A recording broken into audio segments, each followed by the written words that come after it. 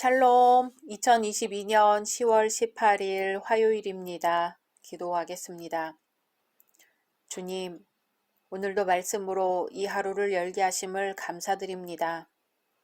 사랑하는 주님, 오늘부터 온라인 여호수아 특별 새벽 기도회를 시작합니다. 강하고 담대하라, 두려워 말며 놀라지 말라고 하신 주님의 말씀을 의지합니다. 이번 기도회에 성령님의 역사를 체험하게 해주시고 각 처소에서 기도의 제단을 쌓을 수 있게 하옵소서. 예수님의 이름으로 기도드립니다. 아멘. 오늘의 말씀은 여호수아 1장입니다.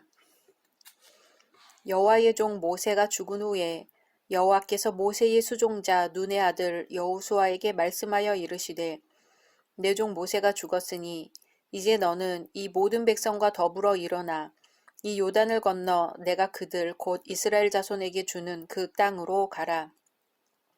내가 모세에게 말한 바와 같이 너희 발바닥으로 밟는 곳은 모두 내가 너희에게 주었노니 곧 광야와 이 레바논에서부터 큰 강, 곧 유브라데 강까지 헷 족속의 온 땅과 또 해지는 쪽 대해까지 너희의 영토가 되리라. 내 평생에 너를 능히 대적할 자가 없으리니 내가 모세와 함께 있었던 것 같이 너와 함께 있을 것임이니라.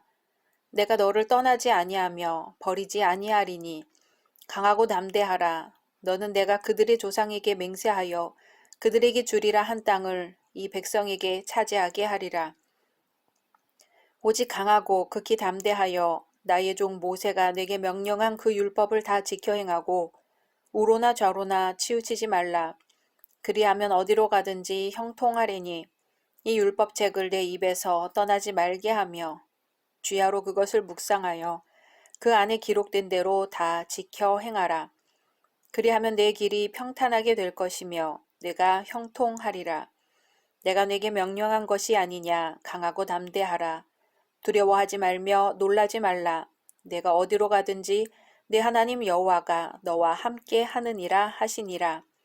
이에 여호수아가 그 백성의 관리들에게 명령하여 이르되 진중에 두루 다니며 그 백성에게 명령하여 이르기를 양식을 준비하라. 사흘 안에 너희가 이 요단을 건너 너희 하나님 여호와께서 너희에게 주사 차지하게 하시는 땅을 차지하기 위하여 들어갈 것임이니라 하라.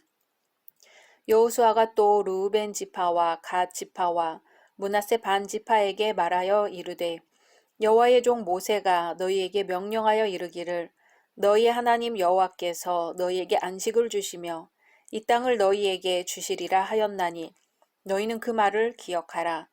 너희의 처자와 가축은 모세가 너희에게 준 요단 이쪽 땅에 머무르려니와 너희 모든 용사들은 무장하고 너희의 형제보다 앞서 건너가서 그들을 돕되 여호와께서 너희를 안식하게 하신 것 같이 너희의 형제도 안식하며 그들도 너희의 하나님 여호와께서 주시는 그 땅을 차지하기까지 하라.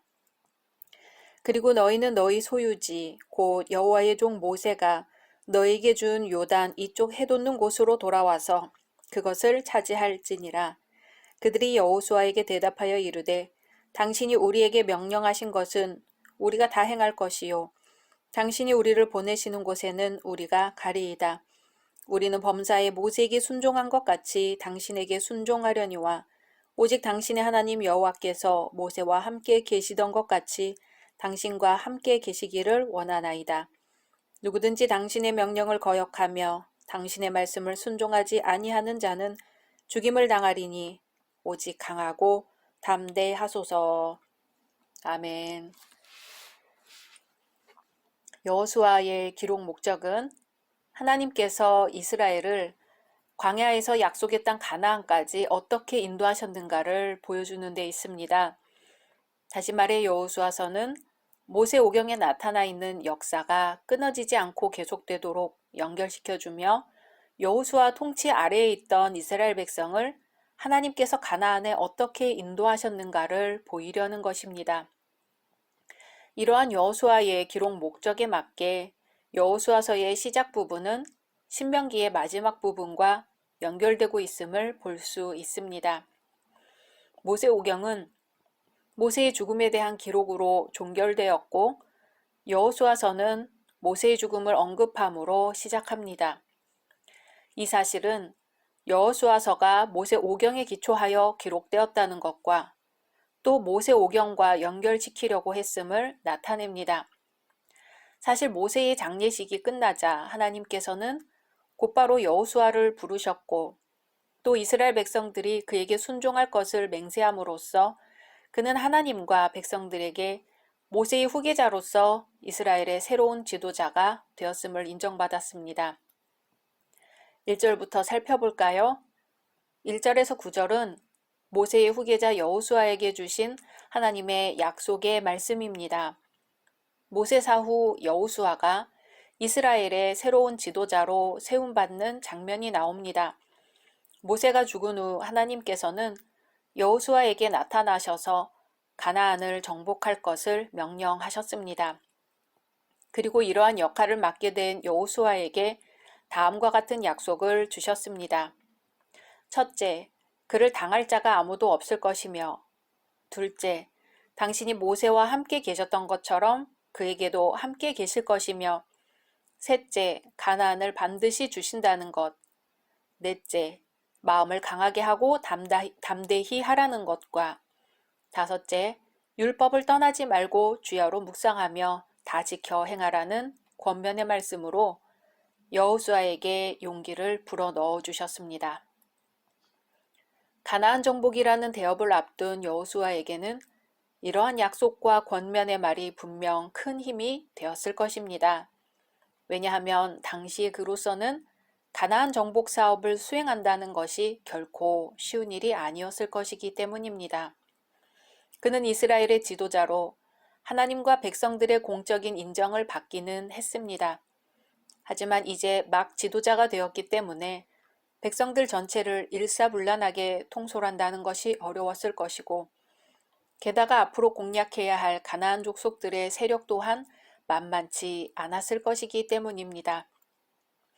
그러므로 그러한 때 모세와 함께 하사 온 권능과 기적으로 역사하셨던 하나님께서 여호수아와도 여전히 함께 해주시겠다고 한 것은 분명 100만 대군을 얻은 것보다 더 큰 용기와 위로를 불어넣어주는 말씀이 아닐 수 없습니다.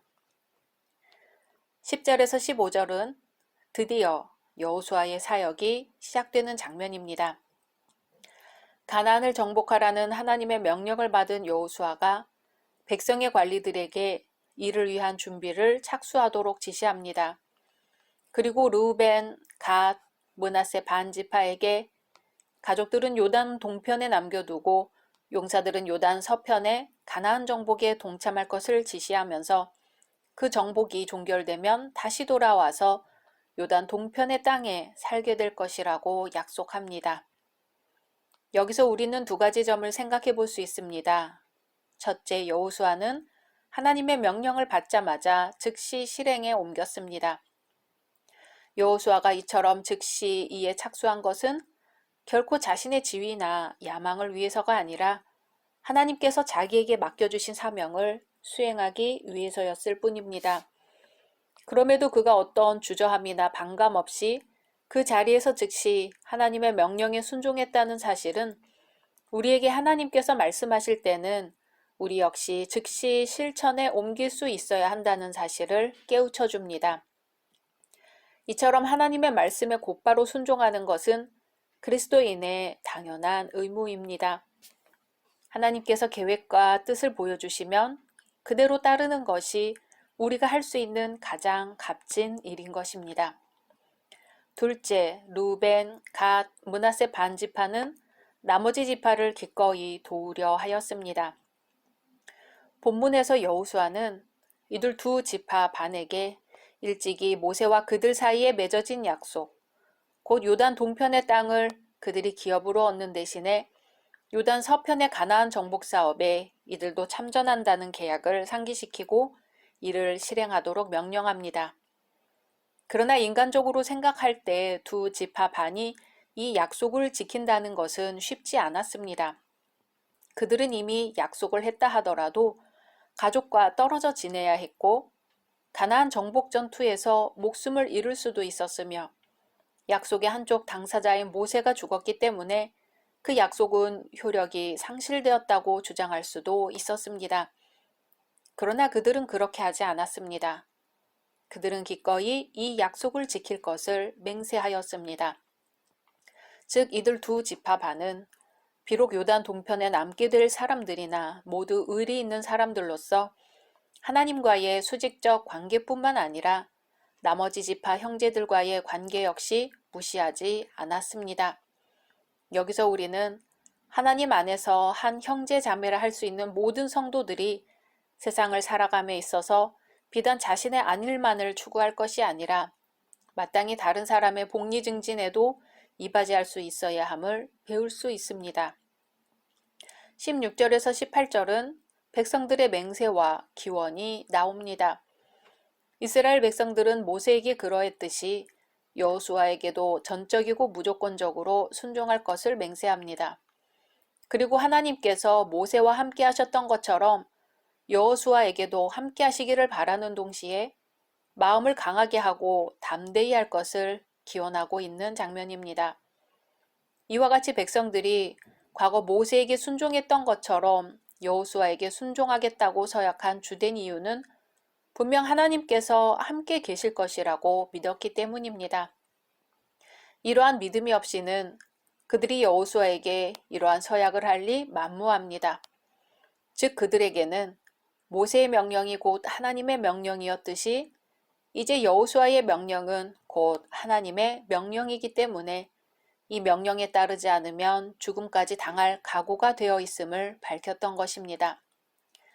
그렇지만 여기서 그들이 여호수아에게 당신은 마음을 강하게 하시며 담대히 하소서 하고 말한 것은 하나님께서 여호수아에게 마음을 강하게 하라, 담대히 하라는 권명과 비교하여 표현은 동일하지만 의미는 다소 차이가 있습니다. 하나님께서는 여호수아에게 당신이 함께할 것이므로 마음을 강하게 하고 담대히 하라고 하셨지만 백성들은 그에게 절대 복종할 것이므로 마음을 강하게 하고 담대히 하라고 하였던 것입니다. 사실 아무리 하나님께서 함께 하셔도 백성들의 절대 순종이 없으면 여호수아가 인간적으로 강하고 담대해지기는 힘든 법입니다. 왜냐하면 그들이 여호수아의 권위를 인정하지 않는다든지 혹은 그를 추종하는 자들과 추종하지 않는 자들과의 분열이 일어나 다툰다면 가나안 정복의 대업은 수행하기 어려울 것이기 때문입니다. 그러나 그들이 분열하지 않고 일치하여 여호수아의 명령에 순종하기를 원했던 것은 참으로 하나님의 은혜입니다. 그들의 맹세와 기원의 내용은 그들 스스로 여호수아를 그들의 새로운 지도자로 인정하고 있음을 충분히 입증해주고 있습니다. 누구든지 새로운 상황을 맞게 되면 당황하고 두려워하는 마음을 갖게 됩니다. 처음으로 사회에 발을 내디딜 때, 낯선 곳에 이사가서 온통 새로운 사람들과 맞닥뜨리게 될 때, 부모를 잃게 되었을 때, 배우자와 헤어졌을 때 등 인생에서 부딪히는 여러 중요한 순간에 사람들은 두려움을 갖고 잠 못 이루고는 합니다. 눈앞에 벌어진 상황이 어렵고 복잡할수록 사람들은 그것을 두려워하고 어떻게 하든 피해보려고 합니다. 누가 대신 해결해주지 않을까 하기도 합니다. 하지만 전공법이라는 것이 있습니다.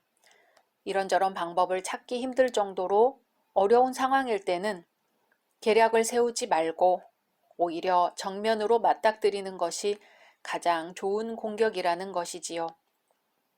지도자를 잃은 이스라엘 무리를 하나로 모아 새로운 정착지를 차지하기 위해 전쟁을 치러야 하는 상황입니다.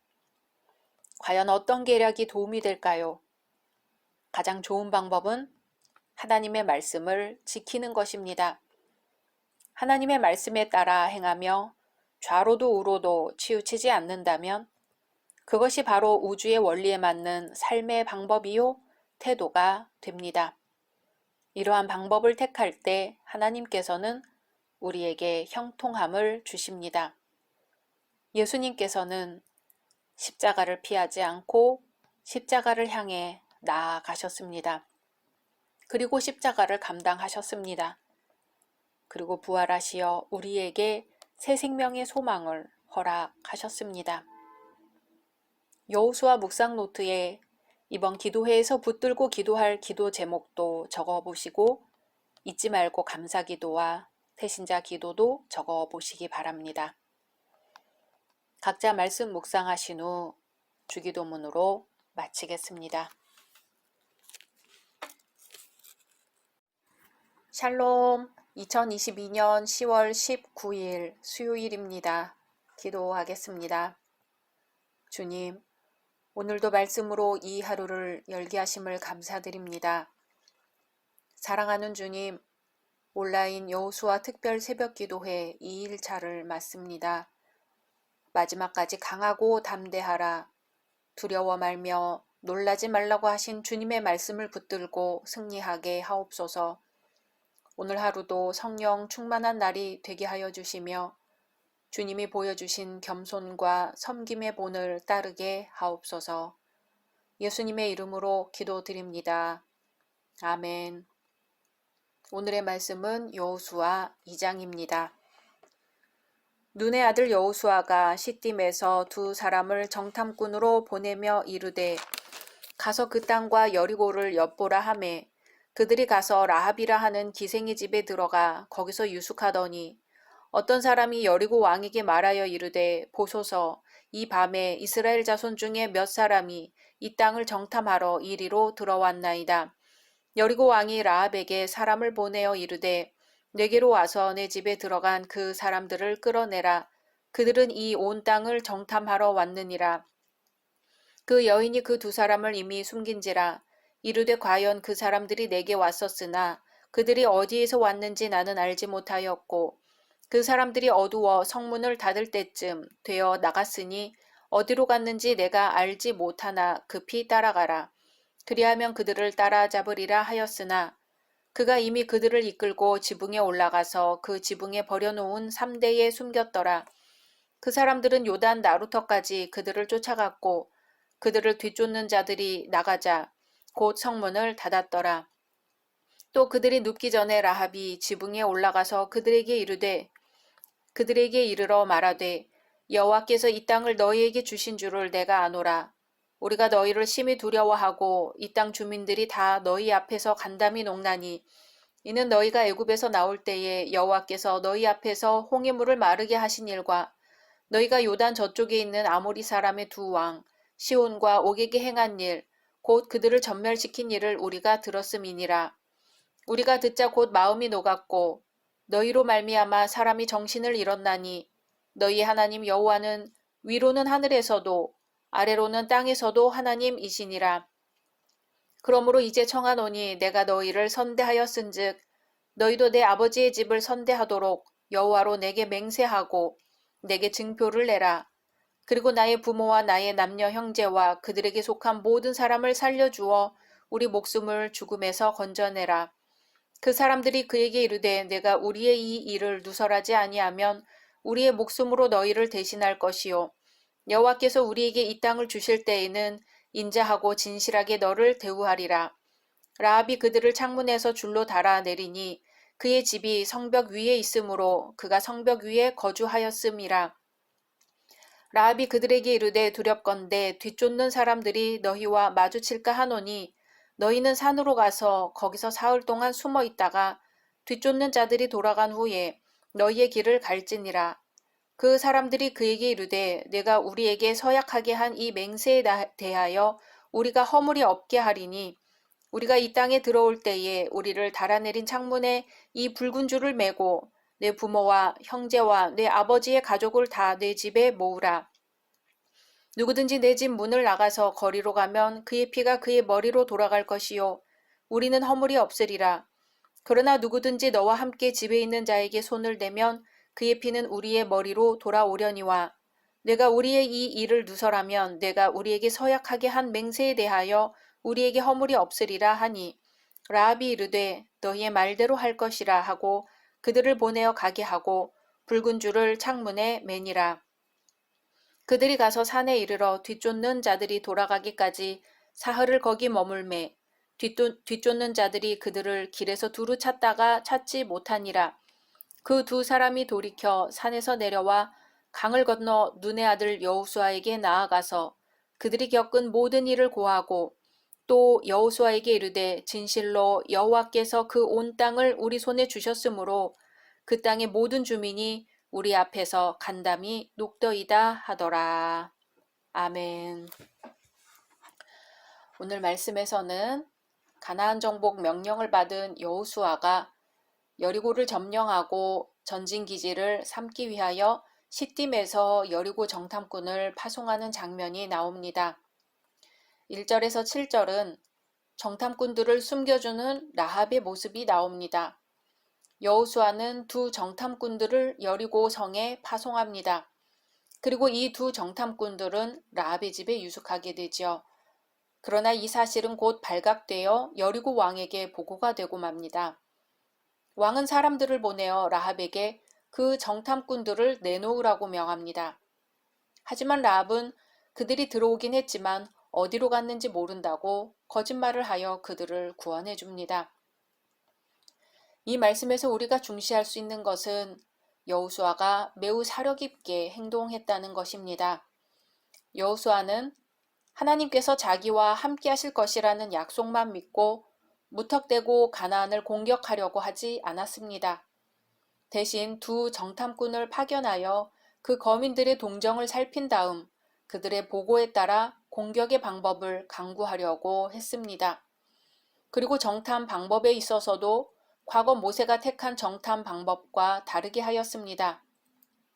모세는 과거에 가나안으로 12 정탐꾼들을 보낸 적이 있고 여호수아도 그들 중 한 사람이었습니다. 그러나 당시 그와 갈렙이 가나안 정복을 주장했음에도 불구하고 백성들이 나머지 10 정탐꾼들의 반대 의견을 받아들였지요. 결국 가나안 정복은 포기할 수밖에 없었고 40년 동안 광야를 방황하는 비운을 맛보아야 했습니다. 이런 쓰라린 과거의 경험을 갖고 있는 여호수아는 이전에 정탐꾼들이 파견될 때와는 달리 이번에는 소수인 2명의 정탐꾼만 파견하였습니다. 그리고 온 백성 앞에서 그들을 보내는 것이 아니라 자기 혼자만 알도록 은밀하게 보내고 있습니다. 이러한 사실은 여호수아가 얼마나 가나안 정복에 세심한 주의와 심혈을 기울이고 있는가를 단적으로 보여줍니다. 8절에서 21절에서는 라합의 슬기를 엿볼 수 있습니다.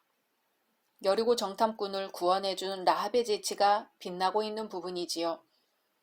거짓말로 정탐꾼들을 위험에서 벗어나게 해준 라합은 이제 그들에게 가나안 거민들이 이스라엘로 인하여 공포에 떨고 있음을 알려줍니다. 이어서 라합은 먼저 하나님께 대한 자신의 신앙을 고백한 후 여리고의 파멸의 날에 대비하여 자신의 가정을 보호해달라고 요청합니다. 이에 대해 두 정탐꾼들은 자신들의 생명을 걸고 그녀의 요구를 들어줄 것을 맹세합니다. 이 맹세를 들은 라합은 정탐꾼들을 창문으로 탈출시키고 다시 그들이 안전하게 도망할 수 있는 방법을 제시합니다.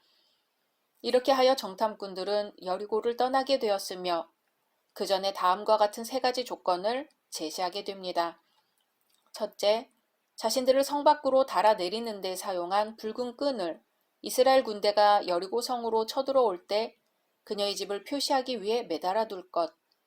둘째, 라합과 그녀의 모든 가족은 여리고 성이 점령당할 때 아무도 밖으로 나오지 말고 집 안에 있어야 한다는 것. 셋째, 라합이 정탐꾼들과 맺었던 약속에 대하여 비밀을 지켜야 한다는 것입니다. 정탐꾼들이 라합으로 하여금 이렇게 하도록 한 것은 만약 그렇지 않으면 이스라엘 군대가 쳐들어왔을 때 그녀의 집을 분간할 수 없게 되어 라합이 살해될 것이기 때문이었습니다. 또한 라합이 비밀을 누설하면 이스라엘 군대가 오기도 전에 먼저 여리고 왕에게 처형당할 것이 분명하므로 라합의 안전을 위해 매우 세심한 조언을 해주었던 것입니다. 22절에서 24절은 정탐꾼들의 보고 내용입니다. 정탐꾼들이 3일 후 무사히 사명을 완수하고 이스라엘 진영으로 돌아와 여호수아에게 모든 것을 보고합니다. 이때 보고의 요점은 하나님께서 가나안 온 땅을 이스라엘에게 주셨으므로 가나안의 모든 거민은 간담이 녹을 정도로 크게 놀라고 두려워한다는 것이었습니다. 이 사실에서 우리는 정탐꾼들이 얼마나 신앙적이었는지를 알 수 있습니다. 즉 그들은 여러 인간적인 측면에서보다는 하나님의 관점에서 가나안에서 보고 느낀 것만을 간략하게 보고한 것입니다. 이와 마찬가지로 우리도 모든 일상사에 있어서 인간적 관점에서가 아닌 신앙적 안목으로 보고 판단하는 기본 자세가 필요합니다. 왜냐하면 내게 능력 주시는 자 안에서 내가 모든 것을 할 수 있느니라는 진리에도 불구하고 이를 간과하여 인간적 안목으로 매사를 대하면 작은 어려움에 봉착해도 쉽게 낙심하고 절망하는 것이 인간이기 때문입니다. 그리스 비극에 지혜는 공경에서 나온다는 말이 있습니다. 또 우리 속담에 궁하면 통한다는 말이 있지요. 이런 말은 모두 위급한 상황을 만날 때 극적으로 그 순간을 모면하는 길이 있음을 알려줍니다. 아마 지혜가 없는 사람은 위험에 대처하지 못하고 멸망하고 말 것입니다. 오늘 우리는 지혜로운 한 여인을 만납니다. 이 여인은 적국의 첩자 둘을 숨겨준 대가로 훗날 생명을 얻습니다. 어떤 면에서 볼 때 이 여인은 민족을 배반하고 나라를 망하게 하는 엄청난 대역 죄인이라고 할 수 있습니다. 그러나 신앙적인 눈으로 볼 때 이 여인을 가리켜 조국을 배신한 여자라고 할 수 없습니다. 이 여인은 이스라엘 가나안 정복이 여호와가 함께하는 영적 전쟁이란 사실을 알았지요. 설령 라합이 이스라엘의 두 정탐꾼을 고발하여 죽게 한다고 해서 여리고성이 온전할 리가 없으며 단지 두 정탐꾼이 죽고 동시에 자신과 온 가족도 멸망했을 것입니다. 그러나 라합은 하나님의 크신 능력을 들었을 때 다른 사람들이 간담이 녹는 것과는 달리 오히려 여호와의 임재를 사모했던 것 같습니다. 그 어떤 것이라도 여호와께서 함께 하시는 것보다 더 큰 것이 없다고 믿었던 것이지요. 라합은 위로 하늘에서 아래로 땅에서 여호와 하나님이시라는 고백을 합니다. 작은 일에도 신앙을 저버리는 오늘날 우리에게 라합의 이러한 믿음 있는 행위는 참된 믿음이 무엇인지를 교훈해 줍니다. 라합뿐 아니라 신앙을 지키기 위해 고난을 받았던, 아니 목숨도 아까워하지 않았던 순교자들이 많습니다. 이러한 믿음의 선조들은 믿음을 지키기 위해 비참한 모습으로 살다 죽어갔으나 자신들을 영원한 죽음에서 구원해 주신 하나님을 믿는 믿음을 결코 저버리지 않았습니다. 어떠한 고난과 핍박도 하나님을 향한 사랑과 믿음을 떼어놓을 수 없었던 것이지요. 우리가 가나안을 들어간다는 건 바로 이런 것입니다. 여호수아 묵상 노트에 이번 기도회 기간 동안 이어갈 기도 제목을 적어 보셨나요? 오늘은 우리가 여호수아와 같은 믿음으로 극복한 것들에 대해 감사의 기도를 적어보면 좋을 것 같습니다. 각자 말씀 묵상하신 후 주기도문으로 마치겠습니다.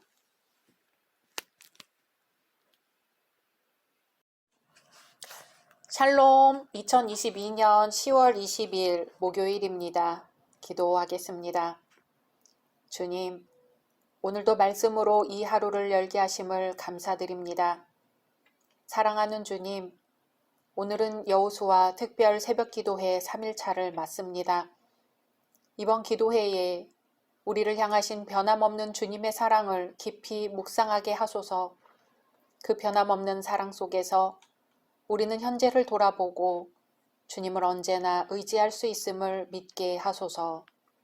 예수님의 이름으로 기도드립니다. 아멘. 오늘의 말씀은 여호수아 3장입니다. 또 여호수아가 아침에 일찍이 일어나서 그와 모든 이스라엘 자손들과 더불어 시팀에서 떠나 요단에 이르러 건너가기 전에 거기서 유숙하니라. 사흘 후에 관리들이 진중으로 두루 다니며 백성에게 명령하여 이르되 너희는 레위 사람 제사장들이 너희 하나님 여호와의 언약궤 매는 것을 보거든 너희가 있는 곳을 떠나 그 뒤를 따르라. 그러나 너희와 그 사이 거리가 2000 규빗쯤 되게 하고 그것에 가까이 하지는 말라. 그리하면 너희가 행할 길을 알리니 너희가 이전에 이 길을 지나보지 못하였음이니라 하니라. 여호수아가 또 백성에게 이르되 너희는 자신을 성결하게 하라. 여호와께서 내일 너희 가운데에 기이한 일들을 행하시리라. 여호수아가 또 제사장들에게 말하여 이르되 언약궤를 메고 백성이 앞서 건너라 하매 곧 언약궤를 메고 백성이 앞서 나아가니라. 여호와께서 여호수아에게 이르시되 내가 오늘부터 시작하여 너를 온 이스라엘의 목전에서 크게 하여 내가 모세와 함께 있었던 것 같이 너와 함께 있는 것을 그들이 알게 하리라. 너는 언약궤를 맨 제사장들에게 명령하여 이르기를 너희가 요단 물가에 이르거든 요단에 들어서라 하라. 여호수아가 이스라엘 자손에게 이르되 이리 와서 너희 하나님 여호와의 말씀을 들으라 하고 또 말하되 살아계신 하나님이 너희 가운데에 계시사 가나안 족속과 헷 족속과 히위 족속과 브리스 족속과 기르가스 족속과 아모리 족속과 여부스 족속을 너희 앞에서 반드시 쫓아내실 줄을 이것으로써 너희가 알리라. 보라, 온 땅의 주의 언약궤가 너희 앞에서 요단을 건너가나니 이제 이스라엘 지파 중에서 각 지파에 한 사람씩 12명을 택하라. 온 땅에 주 여호와의 궤를 맨 제사장들의 발바닥이 요단물을 밟고 멈추면 요단물 곧 위에서부터 흘러내리던 물이 끊어지고 한 곳에 쌓여 서리라.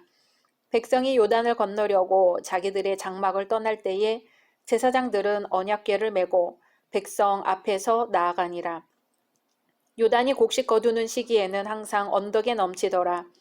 궤를 맨 자들이 요단에 이르며 궤를 맨 제사장들의 발이 물가에 잠기자 곧 위에서부터 흘러내리던 물이 그쳐서 사르단에 가까운 매우 멀리 있는 아담 성읍 변두리에 일어나 한 곳에 쌓이고 아라바의 바다 여매로 향하여 흘러가는 물은 온전히 끊어지매 백성이 여리고 앞으로 바로 건널세. 여호와의 언약궤를 맨 제사장들은 요단 가운데 마른 땅에 굳게 섰고 그 모든 백성이 요단을 건너기를 마칠 때까지 모든 이스라엘은 그 마른 땅으로 건너갔더라. 아멘. 여호수아 2장에서 이스라엘이 정탐꾼을 파송하고 여리고성을 정탐했다면 오늘 말씀에서는 여리고로 진군하기 위해 요단강을 건너는 장면이 나옵니다. 1절에서 6절은 이스라엘이 요단강을 건너기 위해 준비하는 모습입니다.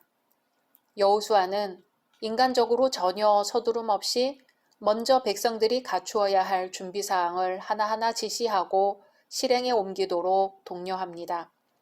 즉 여호수아는 이스라엘 백성들과 더불어 요단에서 3일 동안 유숙합니다. 그리고 백성의 관리들을 통해 백성들에게 제사장들이 언약궤를 메는 것을 보면 언약궤와 일정한 거리를 두고 출발할 것을 명합니다. 이어서 그는 백성들에게 성결케 할 것을 명하고 제사장들에게는 언약궤를 메고 백성들 앞에 서서 진행할 것을 명령합니다. 이에 백성들과 제사장들은 그렇게 실행에 옮깁니다. 여기서 우리는 이러한 의문을 품을 수도 있습니다. 왜 이스라엘 백성들은 광야에서 40년간 우여곡절을 겪은 끝에 이제 요단강 나루에 이르렀으면서도 곧바로 강을 건너지 않고 굳이 3일간이나 머물렀을까 하는 점입니다. 요단강을 건너는데 굳이 백성들의 정결 의식이 요구된 특별한 이유가 뭘까요? 당시 이스라엘 백성은 가나안 거민과 거룩한 전쟁을 치르기 위해 요단강을 건너기 직전에 있었습니다.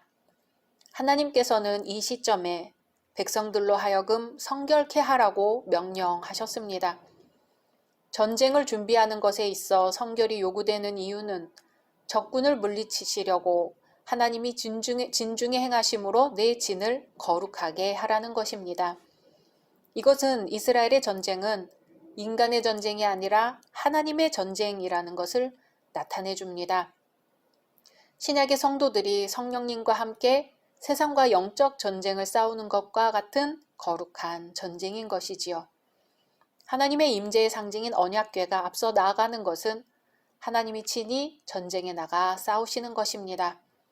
또한 이스라엘 백성들이 그 언약궤의 뒤를 따라가는 것은 언약궤로 상징되는 하나님의 신적 성품에 연합되어 하나님의 거룩함에 힘입어 전쟁에 승리하기를 기원하는 의미가 담겨져 있었던 것입니다. 단순히 요단강 도하나 여리고성 함락만을 위한 것이 아니라 가나안 땅 정복이라는 대역사를 이루기 전에 이스라엘이 먼저 갖추어야 할 내적인 본질이 무엇인지 가르쳐 주는 것이지요. 따라서 이스라엘 백성들은 율법에 따라 부정한 것을 버리고 정결함으로 자신들을 준비해야 했습니다. 이제 하나님은 제사장 나라가 되며 거룩한 백성이 되리라는 이스라엘 백성에게 주셨던 사명을 오늘날 교회에게 주셨습니다.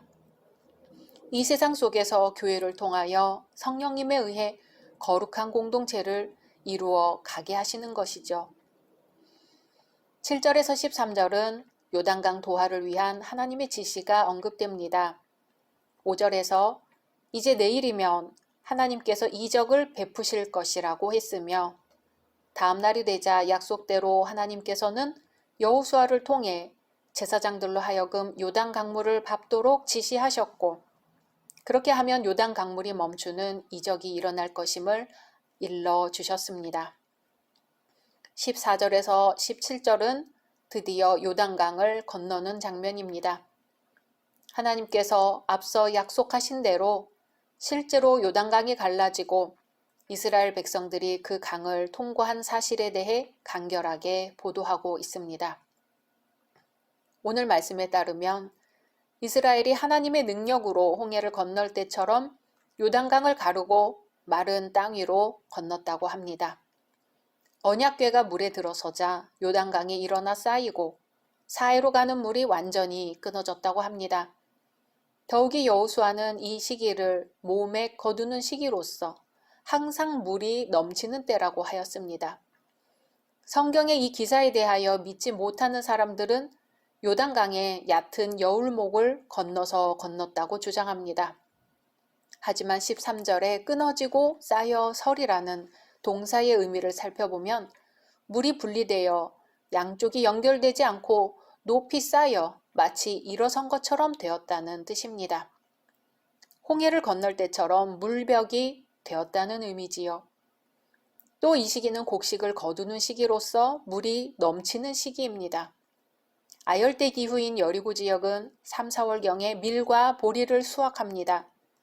이때는 늦은 비가 내리는 우기에 속하므로 비가 많이 오며 또한 헤르몬산에 눈이 녹는 시기이므로 요단강의 물은 넘치게 됩니다.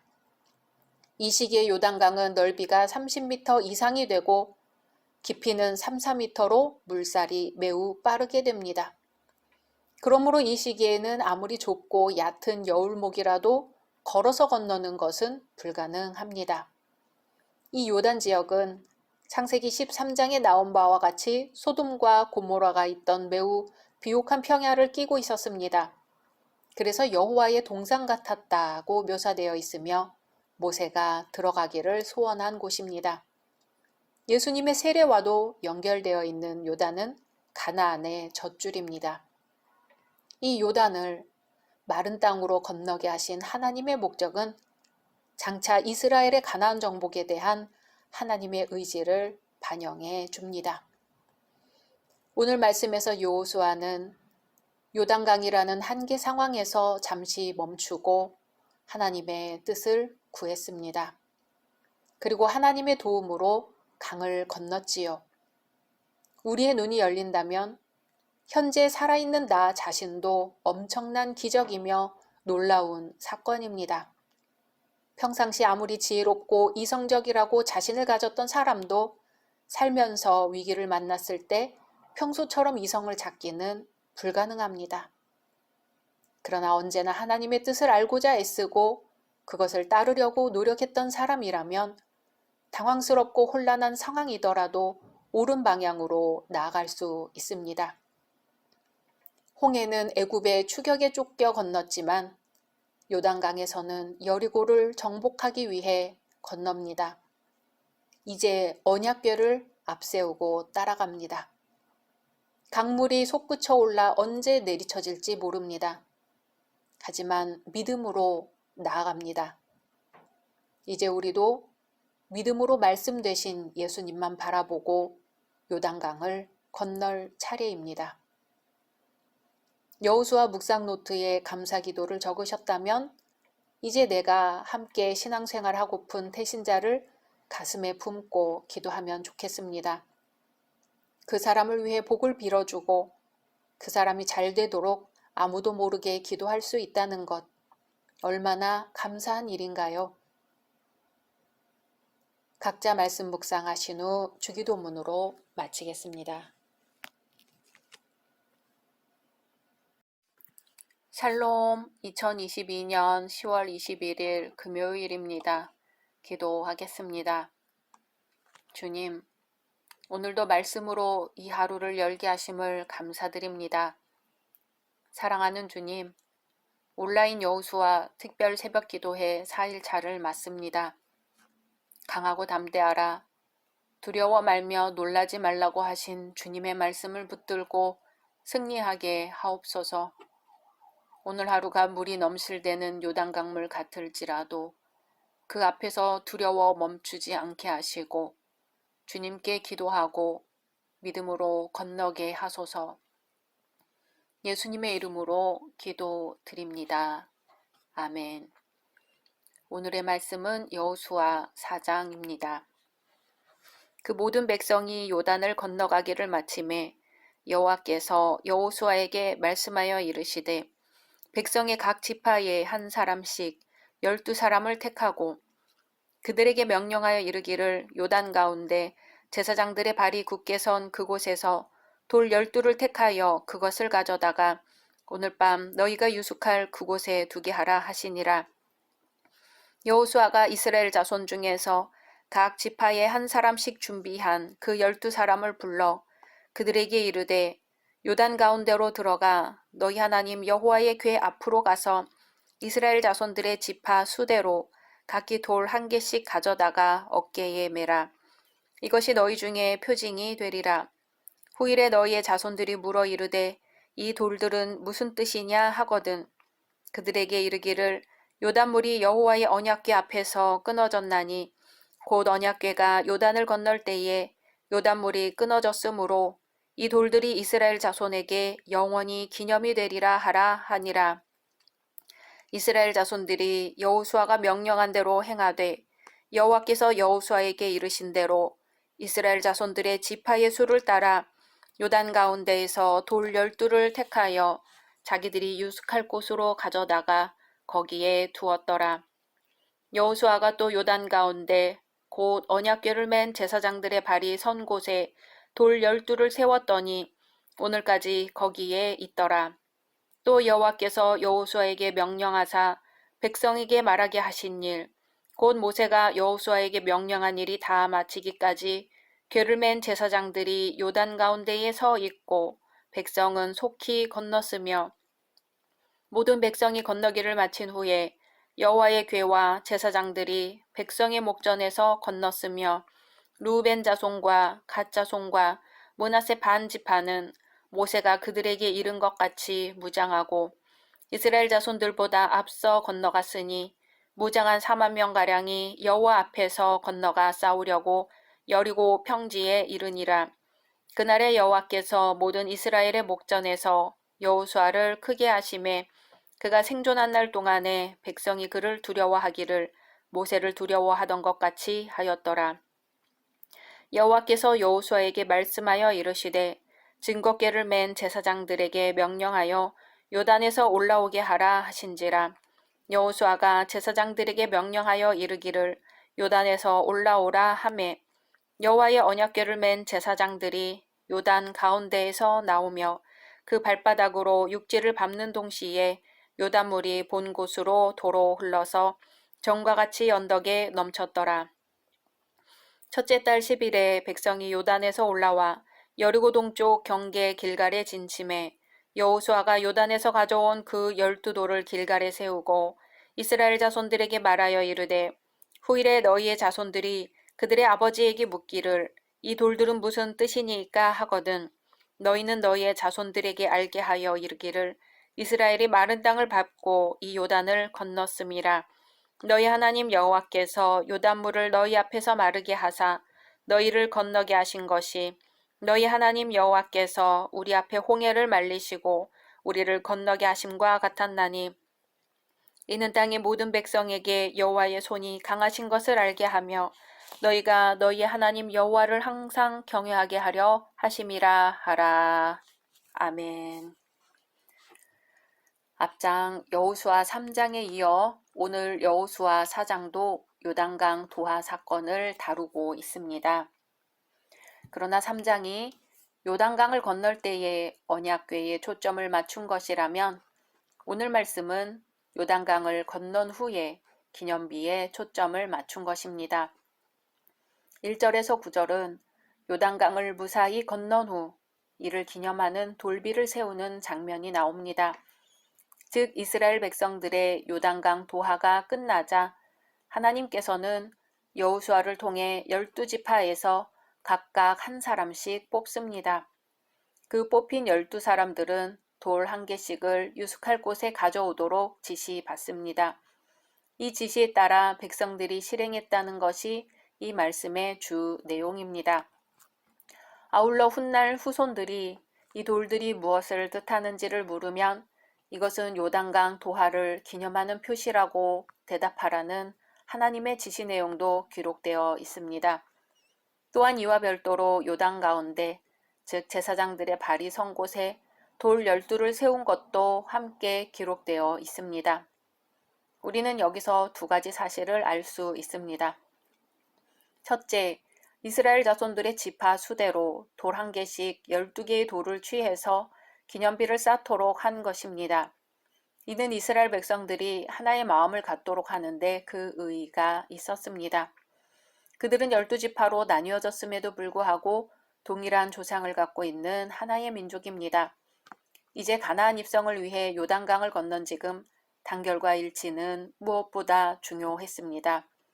그들이 단결을 하지 못하고 분열한다든지 대립을 한다면 가나안 정복은 무산될 수 있기 때문입니다.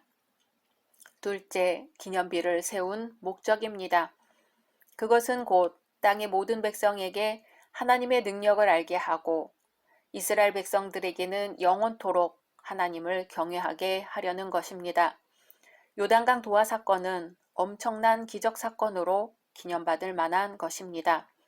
이 세상의 대부분의 비석은 극히 제한적인 의미만을 담고 있습니다. 즉 정치, 종교적으로 특정 공동체에 대해서만 의미가 있는 비석이 있고 한 도시의 거주자들이나 한 국가의 백성들에게만 의미가 있는 비석도 있습니다. 그러나 요단강가에 세워진 그 기념비에는 전 세계 인류에게 전하는 깊은 뜻이 담겨져 있습니다. 겉으로는 초라한 기념비이지만 그러나 이 기념비는 요단강이 멈추었을 때 그 마른 땅에서 돌을 취해 세운 것으로 요단강을 멈추게 하신 하나님의 전능하심을 생생하게 증거할 수 있었습니다. 또한 이 기념비는 이스라엘 사람들에게 영원토록 하나님을 경외하도록 하는 의의가 있습니다. 만일 부모들이 자녀들에게 어떤 기념할 만한 일에 대해 질문을 받을 때 그 일에 해당하는 물건이나 절기가 있다면 그것을 설명해 주기에 매우 효과적일 것입니다.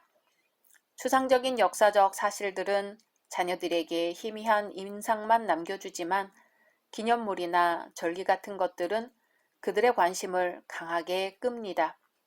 또 이러한 것들이 없을 때 과거에 있었던 역사적 사실마저 잊혀지고 마는 경우도 있을 것입니다.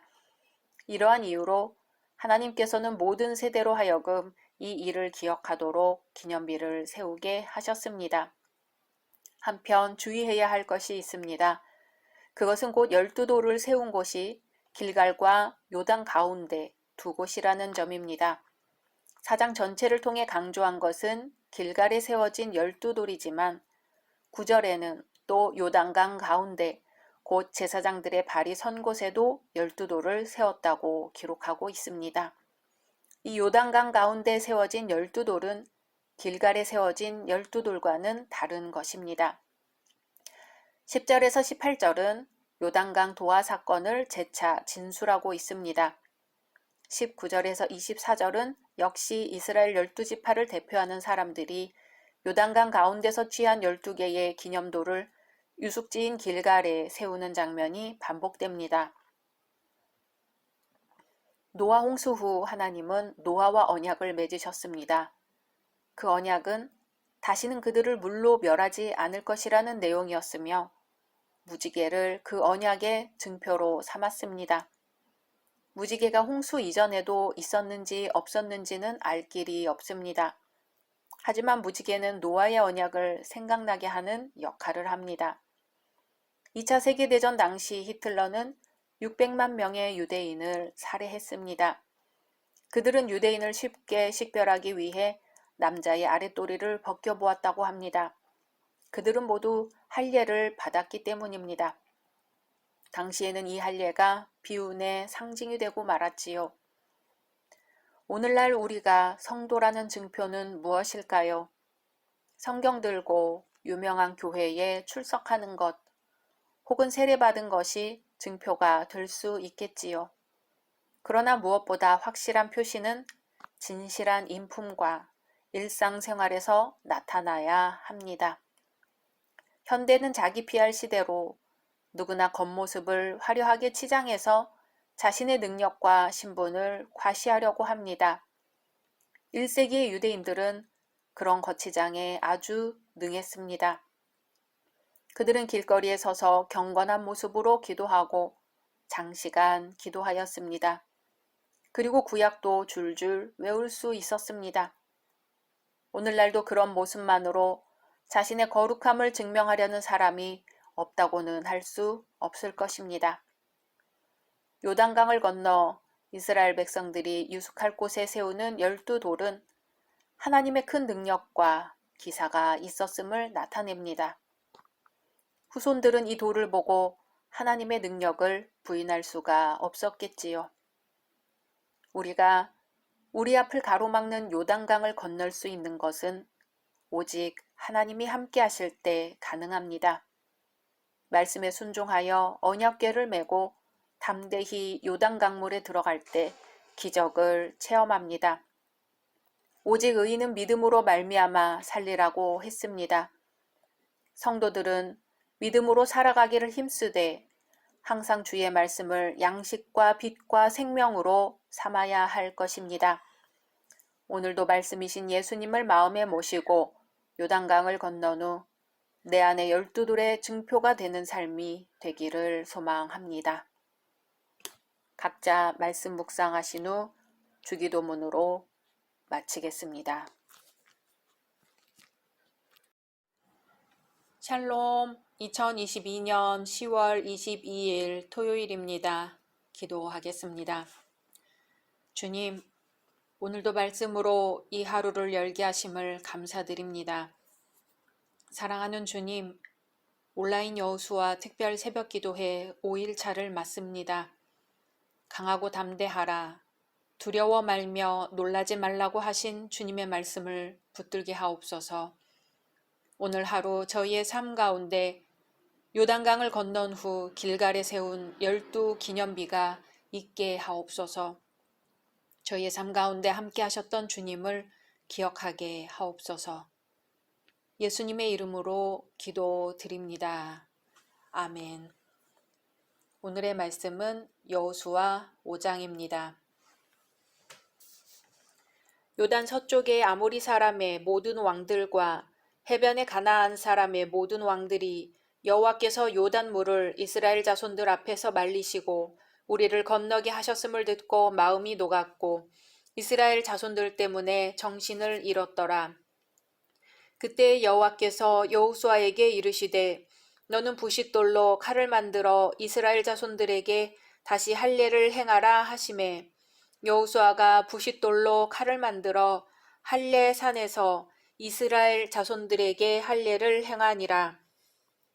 여호수아가 할례를 시행한 까닭은 이것이니 애굽에서 나온 모든 백성 중 남자 곧 모든 군사는 애굽에서 나온 후 광야 길에서 죽었는데 그 나온 백성은 다 할례를 받았으나 다만 애굽에서 나온 후 광야 길에서 난 자는 할례를 받지 못하였음이라. 이스라엘 자손들이 여호와의 음성을 청종하지 아니하므로 여호와께서 그들에게 대하여 맹세하사 그들의 조상들에게 맹세하여 우리에게 주리라고 하신 땅 곧 젖과 꿀이 흐르는 땅을 그들이 보지 못하게 하리라 하시매 애굽에서 나온 족속 곧 군사들이 다 멸절하기까지 40년 동안을 광야에서 헤매었더니 그들의 대를 잇게 하신 이 자손에게 여호수아가 할례를 행하였으니 길에서는 그들에게 할례를 행하지 못하였으므로 할례 없는 자가 되었음이었더라. 또 그 모든 백성에게 할례 행하기를 마침에 백성이 진중 각 처소에 머물며 낫기를 기다릴 때에 여호와께서 여호수아에게 이르시되 내가 오늘 애굽의 수치를 너희에게서 떠나가게 하였다 하셨으므로 그곳 이름을 오늘날까지 길갈이라 하느니라. 또 이스라엘 자손들이 길갈에 진쳤고 그달 14일 저녁에는 여리고 평지에서 유월절을 지켰으며 유월절 이튿날에 그 땅의 소산물을 먹되 그날에 무교병과 볶은 곡식을 먹었더라. 또 그 땅의 소산물을 먹은 다음 날에 만나가 그쳤으니 이스라엘 사람들이 다시는 만나를 얻지 못하였고 그 해에 가나안 땅의 소출을 먹었더라. 여호수아가 여리고에 가까이 이르렀을 때에 눈을 들어본즉 한 사람이 칼을 빼어 손에 들고 마주 서 있는지라. 여호수아가 나아가서 그에게 묻되 너는 우리를 위하느냐 우리의 적들을 위하느냐 하니 그가 이르되 아니라 나는 여호와의 군대 대장으로 지금 왔느니라 하는지라. 여호수아가 얼굴을 땅에 대고 엎드려 절하고 그에게 이르되 내 주여 종에게 무슨 말씀을 하려 하시나이까. 여호와의 군대 대장이 여호수아에게 이르되 내 발에서 신을 벗으라. 내가 선 곳은 거룩하니라 하니 여호수아가 그대로 행하니라. 아멘. 요단강을 건넌 이스라엘은 이제 본격적으로 가나안 정복 전쟁에 나서기에 앞서 다시 한번 전열을 가다듬습니다. 먼저 1절에서 9절은 요단강을 건넌 후 길갈에서 할례를 시행하는 내용입니다. 요단강 서편의 가나안 모든 왕들은 이스라엘이 요단강을 건넜다는 소식을 듣고 겁에 질리게 됩니다. 그들은 지금까지 이스라엘 백성들의 이동을 주시해 왔습니다. 그리고 그들과 함께 하시는 하나님의 능력에 대해 긴장하고 있었습니다. 그러나 그들이 쉽게 건널 수 없으리라고 생각했던 요단강까지도 하나님의 능력에 의해 쉽게 건너게 되자 아연 실색할 수밖에 없었습니다.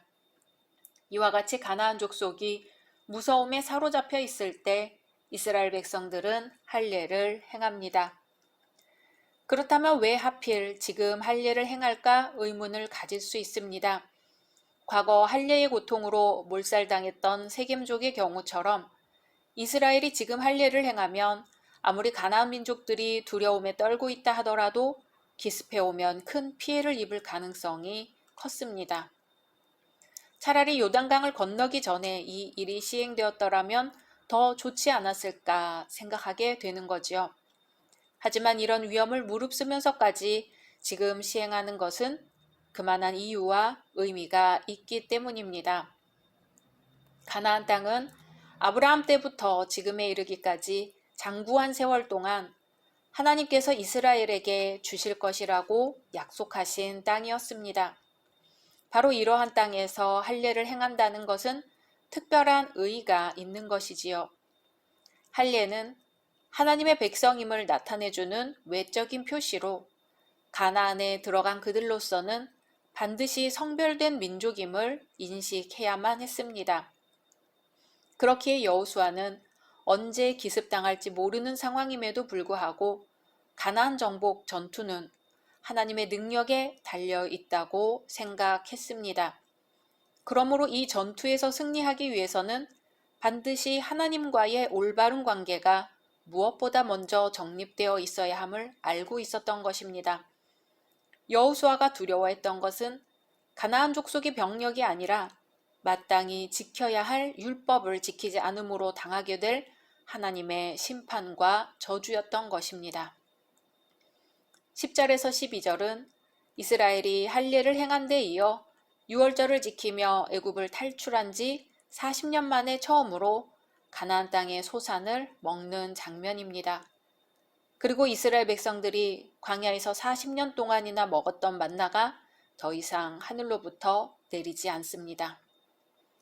유월절은 이스라엘의 3대 절기 중 하나로 애굽에서 이스라엘 백성들이 탈출한 것을 기념하기 위해 제정되었습니다.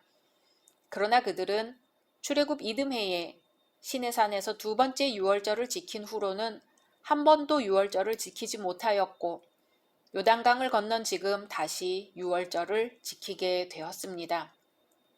이 유월절 의식을 지키는 것은 할례 의식을 지키는 것과 마찬가지로 당시 상황으로 보아 아주 위험한 일이었습니다.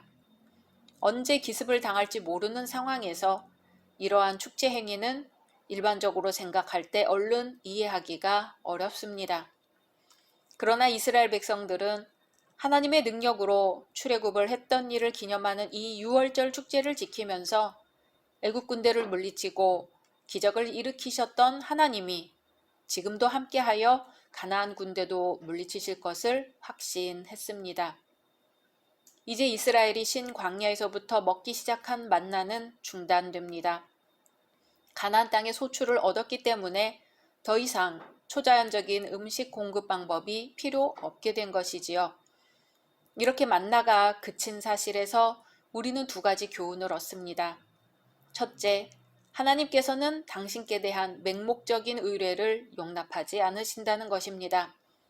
사람의 힘으로 불가능한 것들은 하나님께서 이적을 통해서라도 이루어 주시지만 사람의 힘으로 해결될 수 있는 것들에 대해서는 각자 열심과 성의 있는 노력으로 해결하기를 요구하십니다.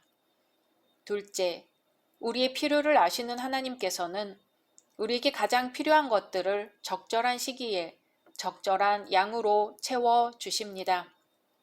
따라서 성도들은 자신에게 향하신 하나님의 뜻이 어디에 있는지를 지혜롭게 분별하여 하나님께 무리한 요구를 하거나 받은 바 달란트를 썩히는 일이 없도록 해야 할 것입니다.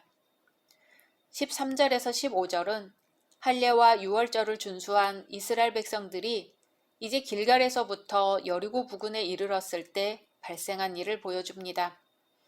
즉 여호수아는 여리고 가까이 이르렀을 때 칼을 손에 빼어 들고선 여호와의 군대 장관을 만나게 됩니다. 이에 여호수아가 그에게 엎드려 절하자 그는 내 발에서 신을 벗으라 내가 선 곳은 거룩하니라고 말합니다.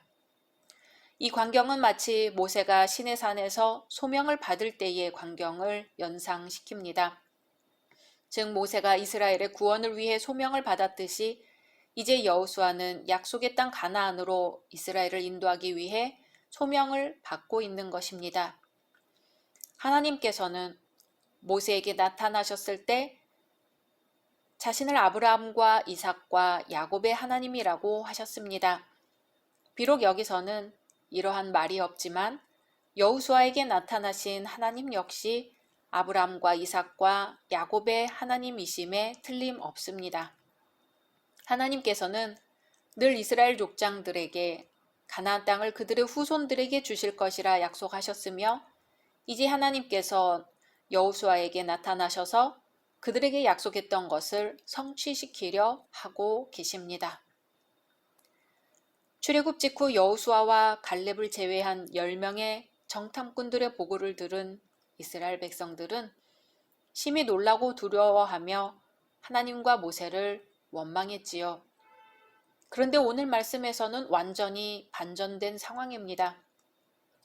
요단강을 자연적인 방벽으로 생각하고 안심했던 가나안 지역의 왕들이 초자연적인 현상으로 이스라엘 백성들이 요단강을 건넌 것을 보고 말로 표현할 수 없는 당혹감과 놀라움을 느끼게 된 것입니다.